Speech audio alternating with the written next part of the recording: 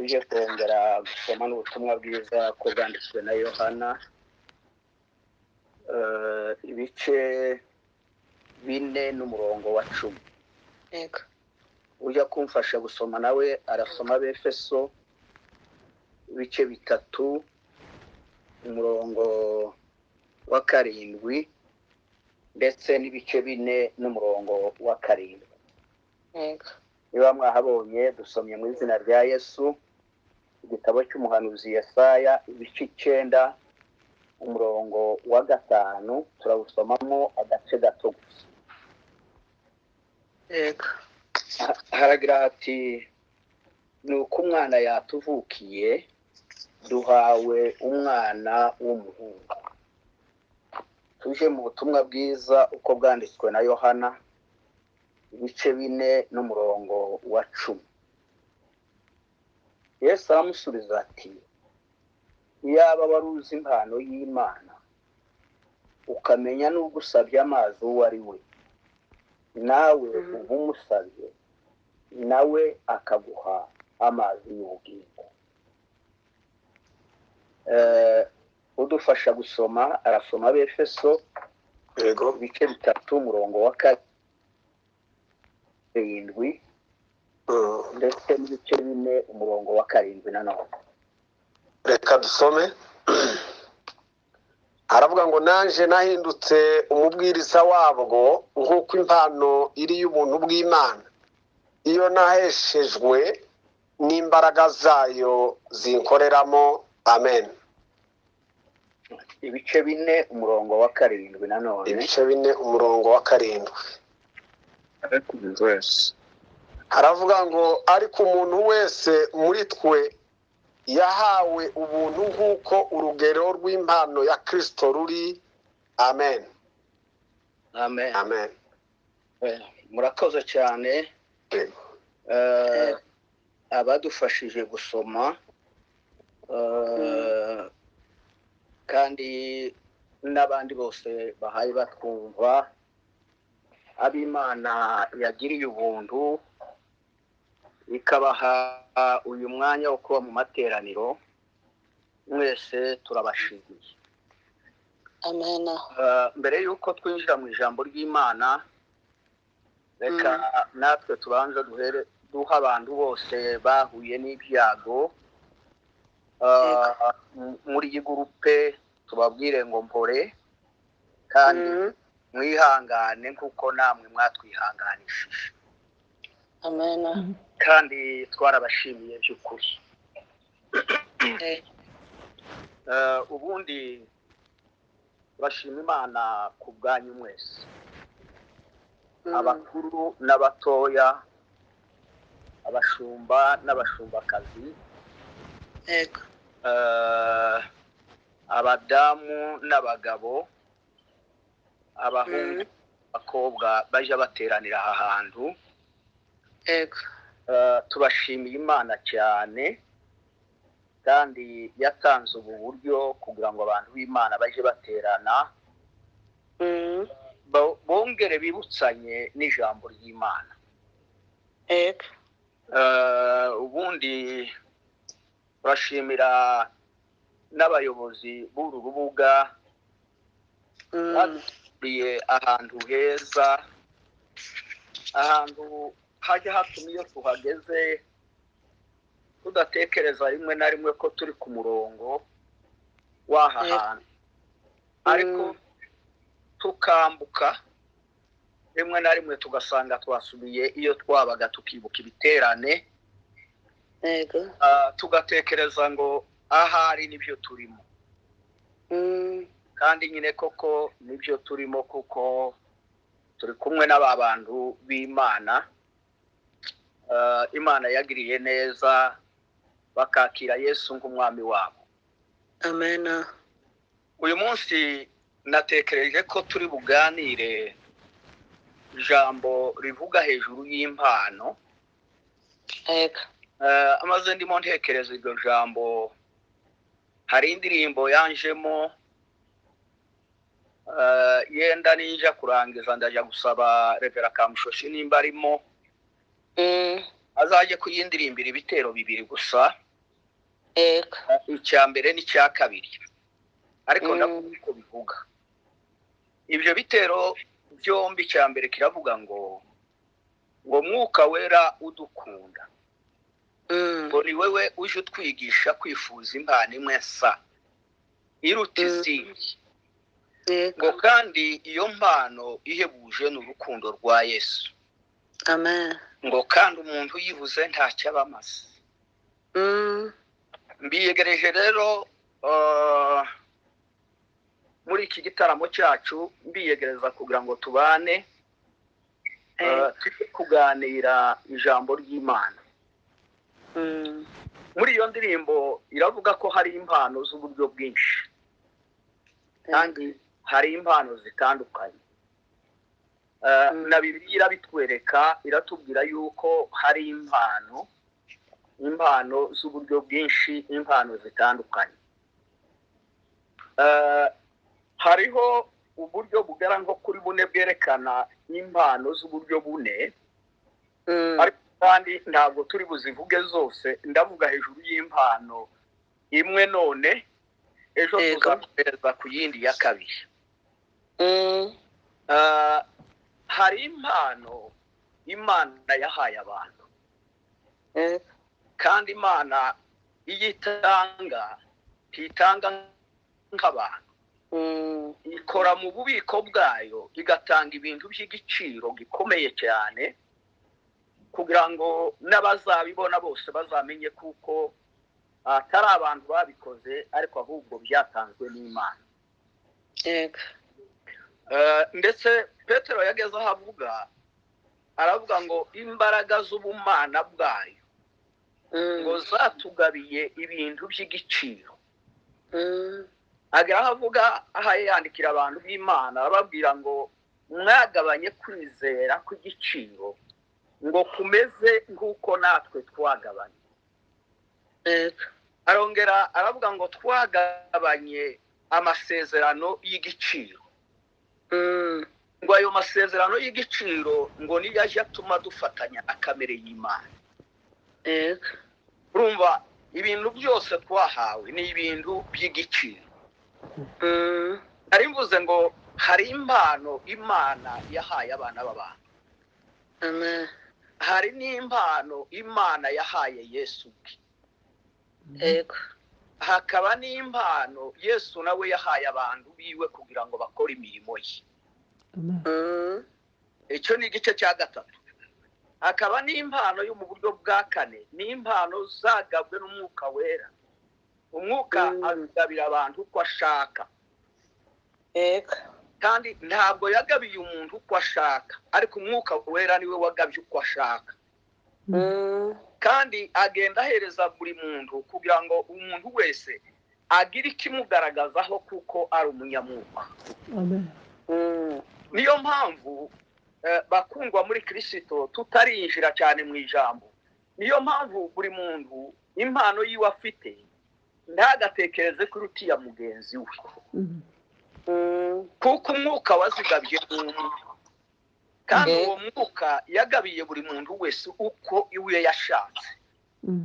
Kandi izo yagabye zifite uburyo zifasha itorero kuryubaka, kurihumuriza ndetse no kurikomeza. Iyo utekereza hejuru y'impano, urabizi kuko na hano mu isi abantu bajya batanga impano, kandi bakazitekerezaho cyane. Impano umuntu ari uje guha abana akayitekerezaho, akanayifunga neza, hanyuma yabwo akayigeza kuri wa wundi yashatse kuyiha.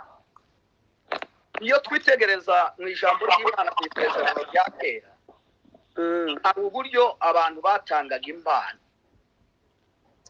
Ababyeyi bahaga abana babo impano, ndetse bakabaha n'umunani. Dusoma hariya mu gitabo cy'Itangiriro hatubwira ngo Aburahamu ajya gutandukanya bene Ketura na Isake, ngo yahaye bene Ketura impano, ariko wahereza Isake ibyo yari afite byose. Yego. Murumva kuko nubwo bahawe ariko ntibingana. Isake ahawe ibyo Abrahamu yari afite byose, ariko bene Ketura bahabwa impano. Ngo hanyuma yabwo arababwira ngo ribagendega mu gihugu bahaye bareba imbere yabo, ariko basigaho ngaho kuko icyo gihugu ari igihugu cya Isake. Yego. Ubundi tugasanga rimwe na rimwe n'abakobwa batashe bagiye kubaka ingo zabo, base babagabiraga impano cyangwa bakabahereza mu buryo bwacu tuvuge ngo bakabahereza indongoranyo. Abo nabo zari izindi impano. Tureba hariya mu gitabo cy'abacamanza, umugabo Kalebu ubwo yarwanaga kuri irya misozi yiwe Imana yari yaramuraze, yaravuze ngo imbaraga nari mfite nkiri Kadeshi Baruneya, ngo afite imyaka 45, ngo ni nazo afite imyaka 85. Ariko ngo agerageze, nubwo mu kwizera yari ko yumva izo mbaraga, ariko mu buryo bw'umubiri byaramunaniye. Ageraho avuga ngo uzogarura biriya bikingi, ngo azamushingira umukobwa wiwe witwa Akisa. Kandi niko byaje kugenda. Otiniyeli mwene murumuna wa Kalebu, umuhungu wiwe, ngo yafashe iyo misozi amushingira uwo mukobwa Akisa.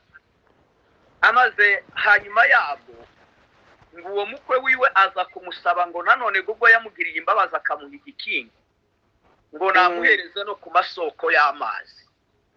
Ngo amuha amasoko y'amazi yo hepfo n'ayo haruguru. Murumva iyo ni impano Kalebu yarageneye umukwe wiwe. Ngo amuha amasoko y'amazi yo hepfo n'ayo haruguru.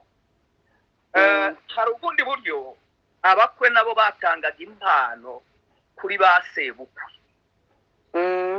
Hakaba n'abantu batumiwe mu birori nabo bagatanga impano. Ndetse rimwe na rimwe mu birori bagatanga impano, bakagera naho bibuka abantu babuze amafunguro kugira ngo baboherereze n'amafunguro baje kubona ibyo barya. Ni mu bisoma hariya mu gitabo cya Nehemiya 8 n'umurongo wa 10, murahasanga hayo magambo ngo umunsi bari bagize umunsi werejwe Uwiteka, bakoraho ibirori by'Uwiteka. Amaze ngo basomye mu gitabo cy'amategeko abantu bose bararira baraboroga. Nehemiya arababwira ngo ntimurire kandi ntimuboroge, ngo kuko uyu munsi werejwe Uwiteka, ngo ahubwo nimutanga impano, ngo mwoherereze n'amafunguro ku batayafite. Aho hantu muhumve neza kandi muhafate, ngo boherereze amafunguro abatayafite. Tugiye rero kuganira, narimvuze ngo hari impano z'uburyo bune, ariko narimvuze ngo turaganira uyu munsi hejuru y'impano ihebuje izindi mpano, impano iruta izindi. Izindi mpano zirasaza, izindi mpano zirandura, izindi mpano zikurwaho n'ibihe, kandi rimwe na rimwe zitakaza umwimerere wazo kubera igihe kiba cyazisize. Ariko Imana yaduhaye impano y'igiciro, impano ihoraho, impano tuzakoresha iteka. Amen. Twasomye hariya mu gitabo cy'umuhanuzi Yesaya 9 umurongo wa 5, hatubwiye ngo duhawe. Haruguru haravuga ngo umwana yatuvukiye, ariko umurongo ukurikira hakavuga ngo duhawe umwana w'umuhungu. Ibikurikira uragenda usanga ngo ibyari bimuzuyemo. Noneho rero muri iyo mpano tugiye kurebamo ingingo zigera nko kuri 4. Amaze ntabwo turi bujye kubarambira, turaganira hejuru y'izo ngingo ko ari 4, hanyuma yabo amaze tuje gusoza.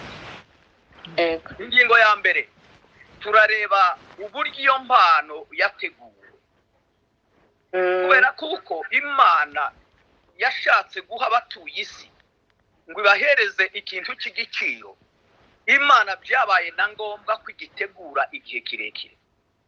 Yego. iragitegura kugira ngo kizaze ari cyuzuye kandi gitangaje kandi cyujuje n'ibyabo mu isi basabwa gukora. Kugira ngo iyo mpano igere ku bantu, Imana yayisezeranije kera cyane, ariko kandi iyisohoza ku mperuka y'ibihe nk'uko Bibiliya ibitubwira. Yego. Nari mbabwiye ngo yateguwe kera ariko isohora ku mperuka y'ibihe. Iyo dusoma Itangiriro ibice 3 umurongo wa 15, ni harya Adamu amaze gucumura, amaze hanyuma yabwa Imana iraza imuhereza isezerano, iramubwira ngo hagati y'urubyaro rw'uyu mugore ngo no hagati y'urubyaro rw'inzoka ngo mbashize urwango, ngo kandi ngo iyi nzoka izakomeretsa agatsinsino k'urubyaro rw'umugore, ngo ariko urubyaro rw'umugore ruzahondagura umutwe w'inzoka.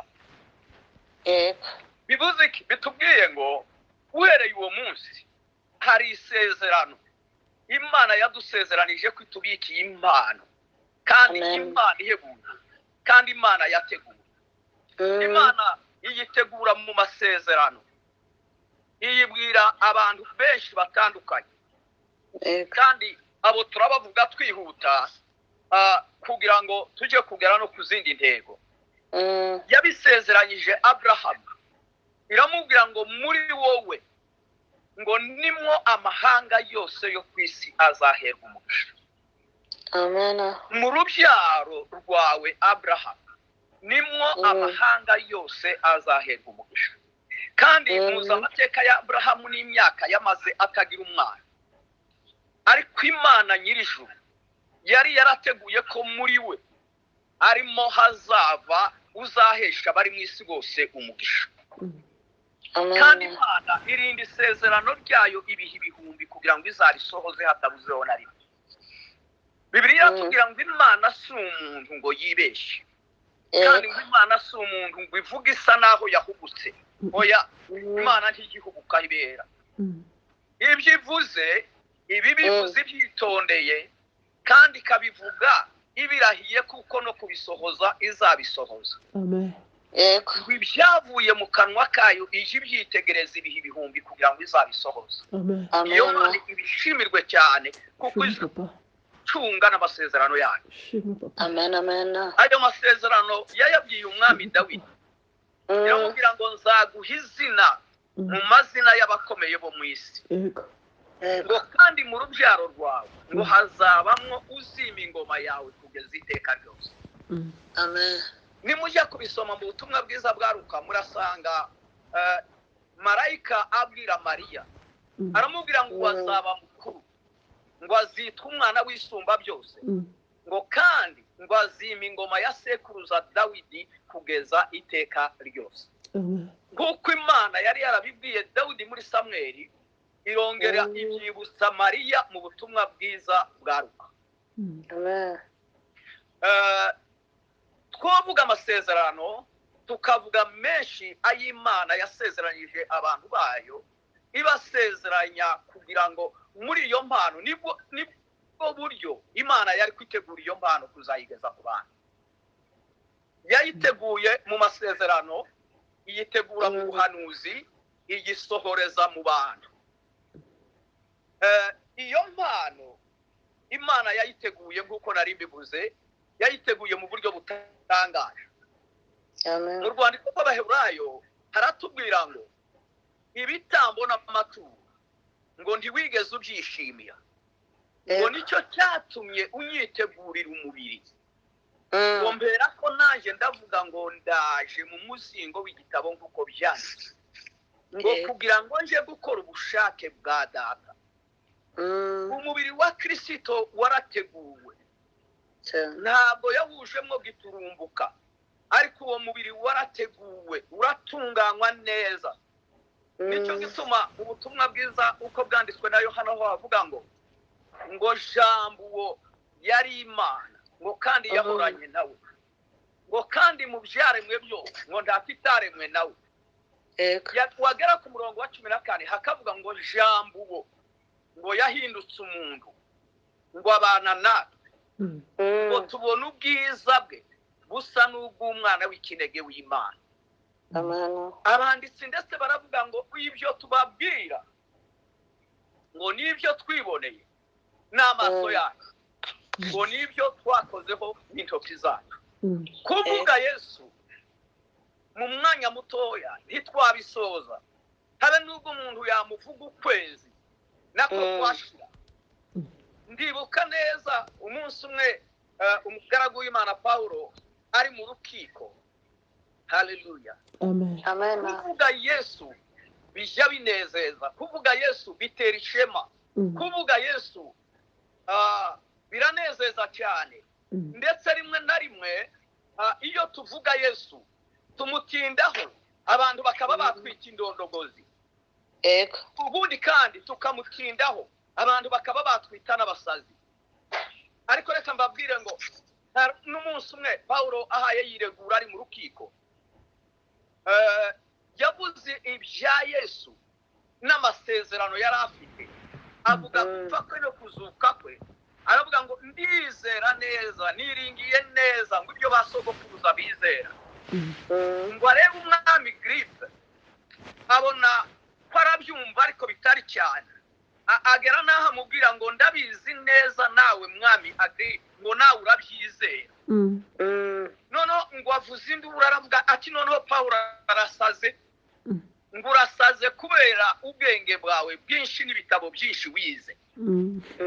Ariko Paulo ngo agere mu b'Ikorinto aremera, aravuga ngo nimba nsaze ngo nsaze kubw'Umwami, ngo ariko kandi ngo nimba ndasaze ngo ni kubwayo. Kuvuga Yesu bituma abatabizi, abatabyumva neza, abantu batekereza ngo abantu babaye indondogozi cyangwa ngo babaye abasazi.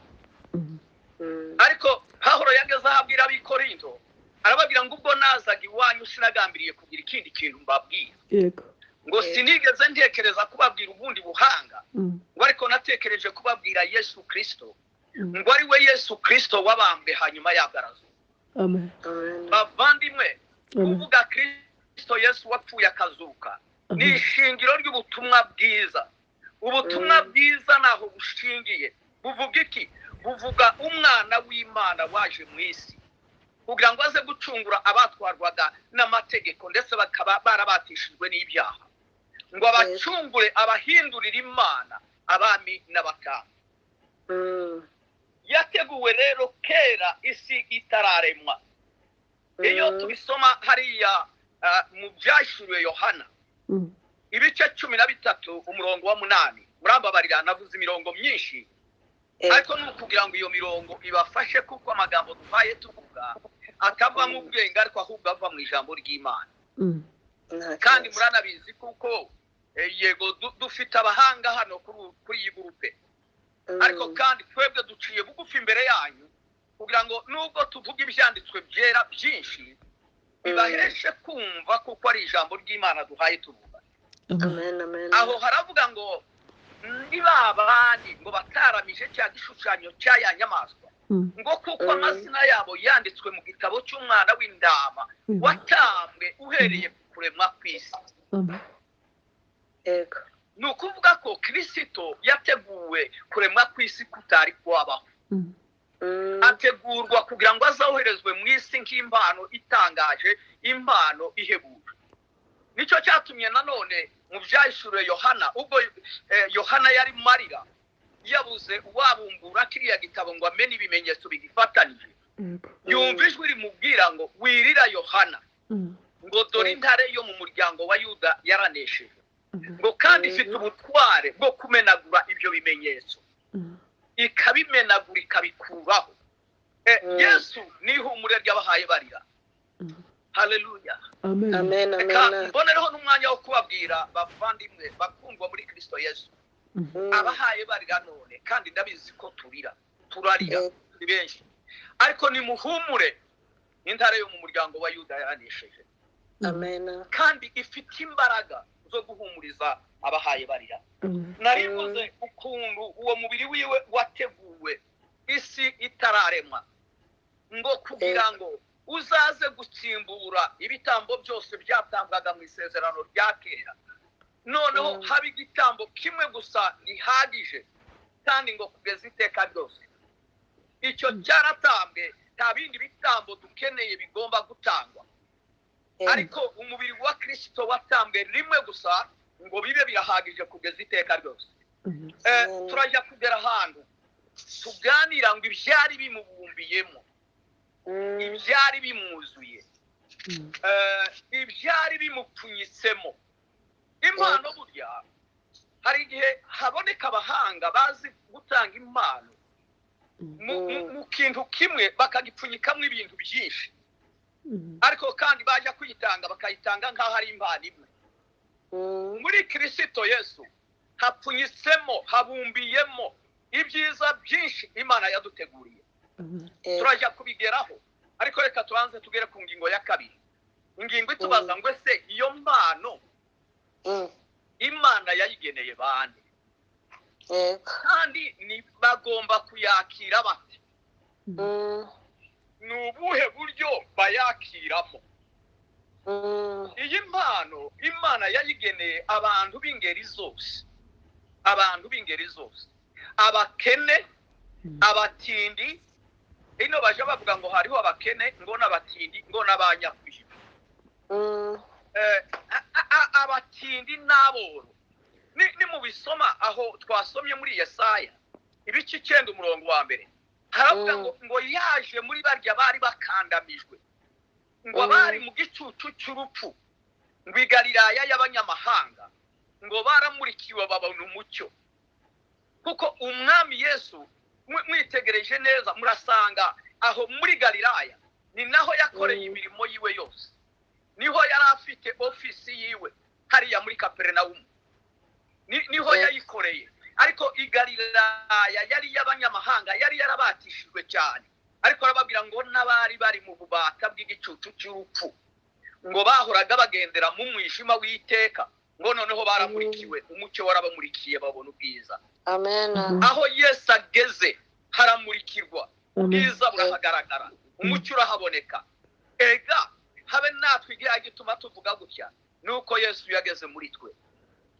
Umuririmbyi umwe yararirimbye aravuga ngo ubugingo bwanje bwahindutse ukundi ubwo Yesu yabwinjiragamo.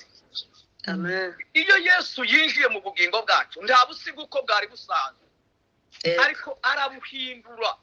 Birashoboka abantu bogerageza guhindura abandi bantu, bakabata muri gereza, bagakubita, bakagira bate, ariko abantu bakavamo batahindutse. Ariko iyo umuntu w'umunyabyaha, umujura ruharwa, umwicanyi utangaje, ariko yahuye na Yesu ubuzima bwe bushya buhinduka. Amen. Urugero rutoya ni murebe Sawuli, yari yaragoye abakristo abababaza buri gihe, ariko umunsi ahura na Yesu ubuzima bwe bwarahindutse. Uwo muririmbyi rero aravuze ngo ubugingo bwanje bwahindutse ukundi ubwo Yesu yabwinjiragamo. Reka Yesu yinjire mu buzima bwawe, amaze ubuzima bwawe buhinduke. Ntabwo bwongera gusubira kandi kumera nk'uko bwari bumeze, ariko ubuzima bwawe burahinduka. Narivuze ngo ese ni bande bakwiriye guhabwa iyo mpano? Navuze ngo niba abandi bari bakandamijwe. Icya kabiri ni abashumba, abashumba batari bitaweho, bari bafite agaciro gake cyane, nta bantu babatekerezaga. Muribuka yuko na marayika bageramo yarababwiye ngo mbazaniye inkuru nziza y'umunezero, ngo kandi uwo munezero ntuzaba ku bashumba gusa, ariko ngo uzaba ku bantu bose. Inkuru ya Yesu ni inkuru y'ibyishimo, ni inkuru y'umunezero. Nta handi twabona umunezero, nta handi twabona ibyishimo keretse muri Kristo Yesu. Amen. Turajya kuhagera aho yabisenze aravuga ngo umunezero wanje ube wuzuye muri mwe. Bakundwa, ndabifuriza ngo umunezero wa Kristo wuzure mu buzima bwanyu. Amen. Abahawe iyo mpano ni bande? Niba abandi bari bafite amasezerano, ariko amasezerano yatinze gusohora. Muribuka umugabo Simiyoni wari warasezeranijwe n'Imana ko atazapfa atarabona agakiza k'Imana, ariko umunsi umwuka wera amuyobora akamujyana mu rusengero, ngo agezeyo aterura Yesu nk'umwana, ariko sinshaka ko uyu munsi tubona Yesu nk'uruhinja, ariko tubone Yesu nk'umwami wima mu buzima bwacu. Amen. Amen. Aravuga ngo amuteruye yumva n'udasanzwe. Aravuga ngo noneho nubwo wari waransezeranyije amasezerano agatinda nkaba ngeze mu zabukuru. Uwo munsi Simiyoni yasabye kuja mu kiruhuko cy'izabukuru. Aravuga ngo mwami ngo noneho urasezerere amahoro umugaragu wawe, ngo kuko mbonye agakiza wateguriye Isirayeli, ngo nkaba mbonye umucyo uvira amahanga yose. Urumva afite amagambo yamuvuzeho, kandi nawe amubera ibyishimo, amubera ukwiriye kumuruhura, akava amasezerano yiwe agasohora. Ubundi kandi yatumwe ku bakene n'abatindi kugira ngo babashe kumubona, kandi nibamara kumubona bagire bate bakizwe. Yatumwe ku bantu abandi banena, abandi batitaho, abandi basuzuguye. Nimurebe nk'uriya mugore w'umusamariyakazi, abandi baramunenaga. Haba nawe wenyine ubwo we yageze n'ahabwira Yesu, aramubwira ngo ese kuri umuyuda nanjye nkaba umusamariya, ngo ninde harya wadusangije. Urumva haba nawe wenyine ubwo we yarinenaga. Amaze Yesu amusubizira ijambo aramubwira ngo mugore we, ngo yaba wari uzi impano y'Imana, ukamenya n'uhaye ugusaba amazi uwo ari we, ngo umusabye nawe akaguha amazi y'ubugingo. Umugore yagerageje kuvuga ngo ese ko mbona nta bivomesho, agerageza kumubwira ngo ese uraruta Yakobo, uraruta abahanuzi, ariko ngo ajye kugera ku ntambwe ya nyuma aramumenya. Aravuga ngo ibyanditswe biravuga kuko Mesiya azaza. Yesu aramubwira ngo niwe uwo muhaye muvugana nawe. Aje aruhura indushyi, ubundi aje akiza bariya banenwaga, noneho akabakuraho, bigatuma abantu babasanga. Reka ngubwire ngo igituma bagusanga nuko ufite Yesu, ariko udafite Yesu abantu barakunena, abantu baranakwanga, ariko ufite Yesu birashoboka. Noneho rero tukibaza ngo ese ni gute twakira iyo mpano Imana yaduhaye? Nta bundi buryo dufite, ariko icyo dufite ni iki. Haravuga ngo ni ukumwizera, ngo abamwizeye bose yabahaye ubushobozi bwo kuba abana b'Imana. Twebwe abizeye Yesu twakiriye impano itangaje, impano y'ubuntu bw'Imana Imana yatwoherereje mu isi. Iyo mpano rero yatugezeho ni impano y'ubuntu Imana yaduhaye. Dusingirizwa n'iki? Ruheshwa n'amaboko yo kwizera. Kwizera ni ukumenya rwose udashidikanya ko ibyiringirwa bitazabura kuba. Noneho uko kwizera niko gutuma dusingira iyo mpano Imana yatugeneye, Imana yatugabiye, Imana yatwoherereje, duhawe. Wumve neza kuko ari ukugabirwa, ni uguhabwa, nawe ugatega amaboko ugasingira. Tuyakiriza iki? Kwizera ko Yesu ari umwana w'Imana. Abamaze kwizera batyo bahabwa iki? Bahabwa iyo mpano. Noneho rero muri iyo mpano harimo ibintu byinshi. Nabuze amagambo yo gukoresha, ariko mvugamwe aya magambo atatu gusa, ariko ndabasaba ngo muzamfashe twese tugerageze kubona ayandi magambo. Nabuze ngo muri Kristo Yesu hapfunyitsemo, habumbiyemo, huzuriyemo. Ubutumwa bwiza bwa Yohana buratubwira ngo ibyari bimwuzuye nibyo natwe twahaweho, ngo ni ubuntu bugeretse ku bundi. Ibyari bimwuzuye nibyo natwe twahaweho. Hari igihe twirata kubera impano twahawe, kandi ni byiza kuko tuzifite, ariko kandi impano iruta izindi zose zibaho ni Kristo Yesu wahindutse kuba impano y'abatuye isi bose, akayibohereza, kandi muri we nimo hapfunyitse ibyo dukeneye byose, kandi niho habumbiyemo ibyo dukeneye byose. Ngiye kuvuga bikeya, hanyuma yabwo tuje kugera ku musozo, ntajya kubarambira, ariko tuje kugera ku musozo w'inyigisho zacu, mvuze bikeya bibumbiye muri we cyangwa bikubiye muri we. Narivuze ngo yaje yuzuye ubuntu n'ukuri, ngo kandi ibyo byari bimwuzuye n'ibyo natwe twahaweho, ngo ubuntu bugeretse ku bundi. Ni ibirundo, ni ibintu bitabarika, ni ibintu utabona uko bigera. Ngo muri we nimo harimo ubugingo, muri we habumbiyemo iki? Habumbiyemo ubugingo. Arabivuga mu butumwa bwiza uko bwanditswe na Yohana 17:3. Aravuga ngo ubugingo buhoraho n'ubu, ubugingo buhoraho ngubu, ngo nuko bakumenya wewe Mana y'ukuri yonyine, ngo bakamenya na Yesu Kristo watumye mu isi. Iyo bamenye ibyo ngibyo, ngo bafite ubugingo buhoraho. Aravuga ngo noneho bari muri Kristo Yesu bahawe ubugingo buhoraho, ngo ntateka bazacirwaho, ngo kuko itegeko ry'umwuka w'Imana, itegeko ry'umwuka ngo ryambatuye mu itegeko ry'icyaha n'urupfu. Amaze noneho aravuga ngo ntateka tuzacirwaho, kuko muri Kristo Yesu harimo ubugingo buhoraho. Kandi ubwo bugingo si ubugingo gusa. Reka ngubwire ngo harya twavuze ngo mwoherereze n'abadafite amafunguro. Yabwiye abayuda arababwira ngo basogokuruza wanyu baririye manu mu butayu barapfa, ngo ari kurya umutsima wamanutse uva mu ijuru afite ubugingo buhoraho. Arababwira ngo nije mutsima wamanutse uva mu ijuru, utanga amafunguro ku bayabuze, utanga amafunguro ku batindi. Aravuga ngo nunywa amaraso yanjye ngo abo nabo nzabazura ku munsi w'imperuka. Muri we harimo ubugingo buhoraho. Ikindi, muri we harimo umucyo, umucyo uzuvira mu mwijima, umwijima ugahunga. Mu Bikorinto Pawulo yaravuze ngo niba abandi batwikirijwe n'umwijima ngo bahumishwe imitima yabo. Abakorinto ba 2:4 ngo bahumishwe imitima yabo kugira ngo batavirwa n'umucyo w'ubutumwa bwiza.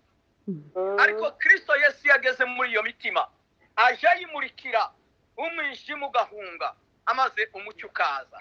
Petero yaravuze ngo dufite ijambo ryahanuwe, ngo rirusha ayandi yose gukomera, ngo muzaba mugize neza nimuryitaho, ngo rimeze nk'itabaza, ubundi kandi ngo rimeze nk'inyenyeri imurikira mu mitima yanyu, ngo kugeza ubwo inyenyeri yo mu rututuru izabandurira mu mitima yanyu. Ni itabaza rimurika umwijima ugahunga, ni umucyo uhoraho. Hari n'umuririmbyi wabiririmbye aravuga ngo Yesu niwe mucyo wanjye, ngo amurikira n'inzira zanjye. Dawidi arabivuga muri Zaburi aravuga ngo haba n'ijambo ryiwe, ngo ni umucyo w'ibirenge byanjye kugira ngo ndasitara. Dufite umucyo umurikira inzira kugira ngo ubugingo bwacu bubashe kubona. Ikindi, ngo niwe mahoro yacu. Umuririmbyi w'indirimbo zo gushimisha yararirimbye aravuga ngo Yesu wenyine ngo niwe utanga amahoro atagira akagero, amahoro asendereye. Reka yatange, atanga ibyo afite. Ntabwo ari umuntu, ariko atanga ibyo afite. Erega n'izina ryiwe hano muri Bibiliya yera haravuga ngo ni umwami w'amahoro, ariko muri Bibiliya y'Igifaransa haravuga ngo ni Prince de la Paix, igikomangoma cy'amahoro. Urumva kuko ari igikomangoma cy'amahoro niwe uyafite, niwe tuyabonamo. Hirya ya Yesu nta mahoro.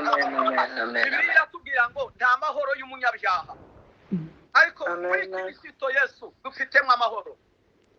Reka nsoze mbabwira ngo muri Kristo Yesu nimwe Imana yakubiye imigisha yose yo mu mwuka, amaze Imana iduha Yesu yuzuye imigisha yose yo mu mwuka. Ngo muri we nimwe Imana yashize ubutunzi butagira akagero. Haleluya. Muri we nimwe Imana yashize umwuzuro wose w'ubumana bwayo. Muri we nimwo habitse imbaraga zose z'ubumana. Yaravuze ngo ni za mbaraga zamuzuye zimukura mu bapfuye, izo mbaraga nizo zikorera muri twe. Reka nsoze mbabwira bene data bakundwa muri Kristo Yesu, hari imbaraga zitubitsemo ariko tutazi. Nyamara uyu munsi ni ngombwa ngo wongere usese, wongere usenyegeze, kuko ziri muri wowe zirabitse, kandi izo mbaraga ziruta imbaraga z'umubiri. Imbaraga zazuye Yesu zimukura mu bapfu, Imana ishimwe ngo nizo zikorera muri twe, nizo zikorera muri twe. Dufite imbaraga zitangaje, kandi ziri muri Kristo Yesu, niho tuzibonera. Ibyo ukeneye byose, ibyo wifuza byose, ibyifuzo byawe byose bikubiye muri Kristo Yesu, kandi muri we uraharonka ibyo ukeneye byose. Nushaka utangira unashima. Yaravuze ngo nimujya gusenga, ngo ibyo musaba byose ngo mube mubishyizeho umutima, ngo kandi mwizere kuko mwabihawe, ngo mutangire muzamure n'ibiganza byanyu mushime.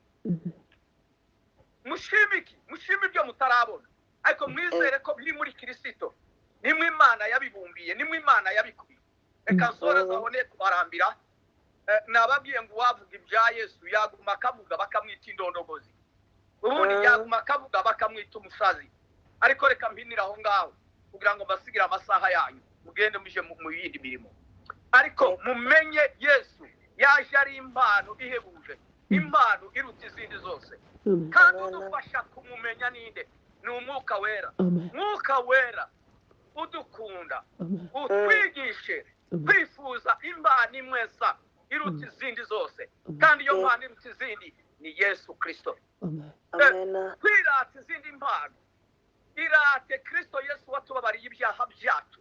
Uyu munsi tukaba tugenda turi abana b'Imana, tukagenda imitima yacu iduhamiriza kuko turi abana b'Imana, itaducira urubanza, ariko idutinyura tugahagarara imbere y'Imana kabamaze gutsinda, kabamaze gutsinda. Twatsindishirijwe na Kristo, kubera iyo mpamvu duhagarare kabahawe impano iduhesha byose ibyo dukeneye. Imana ibahe umugisha kubwa Kristo Yesu umwami wacu. Amen.